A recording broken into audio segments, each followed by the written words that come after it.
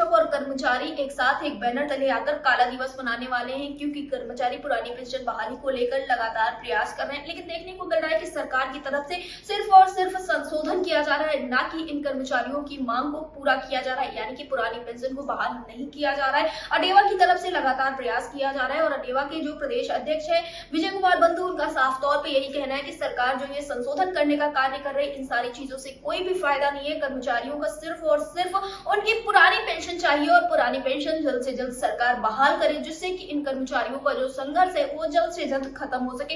आपको बता दें कि जब से एनपीएस धरातल पर आया है उसी वक्त से ही देखने को मिल रहा है कि अटेवा एवं ओपीएस की तरफ से लगातार इसका विरोध किया जा रहा है और ये भी देखने को मिल रहा है कि इनके विरोध का इतना असर पड़ता हुआ नजर आ रहा है कि सरकार लगातार संशोधन करती हुई नजर आ रही है, लेकिन अभी तक ओपीएस बहाल नहीं किया गया है। आपने देखा कि एनपीएस के बाद अब यूपीएस लेकर आई गई, फिर यूपीएस में भी तमाम तरह के संशोधन सरकार की तरफ से किए जाने की बात की जा रही है, लेकिन फिर भी कर्मचारी अपनी मांगों पर अड़े हुए। कर्मचारियों का साफ तौर पे यही कहना है कि सरकार को सिर्फ और सिर्फ पुरानी पेंशन बहाल करनी पड़ेगी, क्योंकि वही कर्मचारियों की बुढ़ापे की लाठी है। फिलहाल 1 अप्रैल को किस तरह का कार्यक्रम होगा, कर्मचारियों से क्या कुछ संदेश दिया है विजय कुमार बंधु ने, आप भी सुनिए। विजय बंधु जी, आपका हमारे चैनल अटल टीवी पे बहुत बहुत स्वागत है। धन्यवाद आपका। विजय बंधु जी, जैसा कि देखने को मिल रहा है कि 1 अप्रैल एक खास दिन माना जा रहा है, इस दिन आप लोग काला दिवस मनाने वाले, क्या कारण है, किस वजह से 1 अप्रैल को ये काला दिवस मनाया जाएगा? देखिए, तो 1 अप्रैल 2005 से उत्तर प्रदेश में शिक्षकों, कर्मचारियों, अधिकारियों की पुरानी पेंशन व्यवस्था को बंद करके नई पेंशन व्यवस्था लागू की गई थी। ये हमारे लिए काला कानून है, इसलिए हम लोग इस काले कानून के दिन को काला दिवस मनाते हैं और पिछले कई सालों से लगातार अटेवा इसे काला दिवस को मनाते आ रहा है और पूरे प्रदेश में शिक्षक, कर्मचारी, अधिकारी का वहां पे काली पट्टियां बांध करके प्रतीक स्वरूप सरकार को बताते हैं कि ये एनपीएस हमें पसंद नहीं है, ना हमें स्वीकार है। जी विजय बंधु जी, जैसा कि देखने को मिल रहा है कि लगातार ये लड़ाई जारी है आप लोगों की, एनपीएस और यूपीएस बिल्कुल भी शिक्षकों को, कर्मचारियों को गवारा नहीं है, लेकिन वहीं देखने को मिल रहा है कि इस बीच में सरकार की तरफ से भी कुछ खास सुध ली नहीं जा रही है, तो क्या कुछ तैयारियां हो रही है संगठन की ओर से?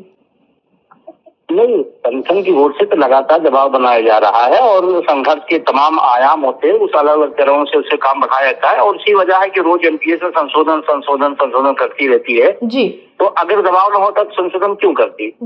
लेकिन हमें क्या है, हमें संशोधन नहीं चाहिए, ना हमें उसमें सुधार चाहिए। हमें वही पुरानी वाली, वो कम वाली ओल्ड पेंशन स्कीम चाहिए, जिसकी हमारा संगठन लगातार, चाहे प्रदेश हो चाहे देश के हर मुकाम पे हम लोग संघर्ष कर रहे हैं।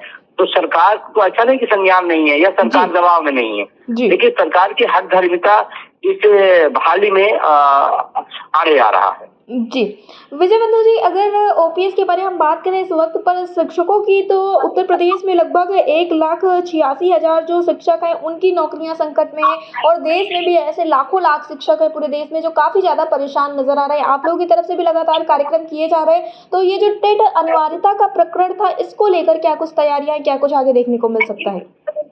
देखिए, हमारा पहला चरण शिक्षक की पार्टी के नाम पे लाखों लाख पोस्ट कार्ड यहाँ से लेकर के केंद्र सरकार तक, मुख्य न्यायाधीश तक गया है। हम सब लोगों ने शिक्षक की पार्टी के नाम पर एक पत्र, पोस्ट कार्ड, ईमेल, जो भी हो सका हम लोगों ने लगातार उस पर काम किया। पहले चरण का हमारा प्रोग्राम था, दूसरे चरण को हमारा 13 अप्रैल को पूरे प्रदेश के हर मुख्यालय पर मसाल जुलूस निकाला जा रहा है और हम लोग ये बताना चाहते हैं, ये जो टीटी का प्रकरण लाया गया, ये शिक्षकों को अपमानित करने का और उन्हें परेशान करने का तरीका है। हम 20 साल 22 साल नौकरी कर चुके हैं, हम आयोग कैसे हो गए? अगर आयोग हो गए हैं तो फिर आपने इतने दिन हमने सेवाएं दे चुकी हैं, उसके बीच पड़े हुए लोग वो भी सब आयोग हो गए, तो ये तो पूरा सिस्टम ही आयोग हो गया। तो क्या वो सिस्टम फेल हुआ जिसमें हम लोगों को चयन किए? तो हम लोग उसके खिलाफ में है और ये किसी दृष्टिकोण से सही नहीं है। कोई भी नियम आता है तो नियम जब से बनेगा, लागू होगा, तब आगे से, ऐसा नहीं कि पीछे 10 साल 20 साल पीछे से लागू कर दिया गया। कोई व्यवस्था ठीक नहीं है। जी विजय बंधु जी, 1 अप्रैल को जो आप लोगों का कार्यक्रम है, इसको लेकर आप सभी कर्मचारियों को, शिक्षकों को क्या कुछ कहना चाहेंगे, प्रदेश के और इसी के साथ पूरे देश के? मैं एक ही निवेदन करूंगा कि काला कानून है, काला कानून के खिलाफ सबको जहाँ जिस स्वरूप में है उसमें सहयोग करें, बाह में काली पट्टियां बांध करके अपना विरोध दर्ज कराए, क्योंकि आवाज लगाने से ही बात पहुंचती है। और लगातार अगर आप देखें तो पेंशन आंदोलन के संघर्षों की बदौलत 4 राज्यों में हुआ, विज्ञापन के आधार पर हुआ, अभी भी सभी शिक्षकों को हुआ, तो अटेवा का संघर्ष निश्चित रूप से दिन ब दिन आगे बढ़ रहा है। हमारा साथ दीजिए, इस कार्यक्रमों जो जारी हो उसमें न देखिए कौन गुट है, कौन क्या है, हम कहाँ है, कैसे हैं, हम उसमें पूरी तरह से खड़े हों तो निश्चित रूप से आने वाले समय में उस पर परिणाम आएंगे। जी, विजय बंधु जी, एयरटेल टीवी से जुड़ने के लिए बहुत बहुत धन्यवाद। आपका भी धन्यवाद।